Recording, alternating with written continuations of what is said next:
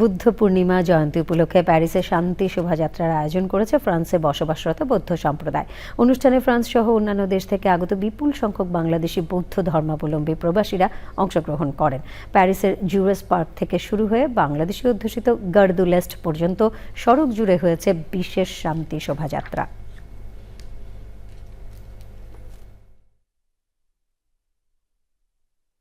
জগতে সবাই শান্তিতে বসবাস করুক, নিরাপদে বসবাস করার জন্য, শান্তিতে বসবাস করার জন্য এই শোভাযাত্রার মূল বার্তা।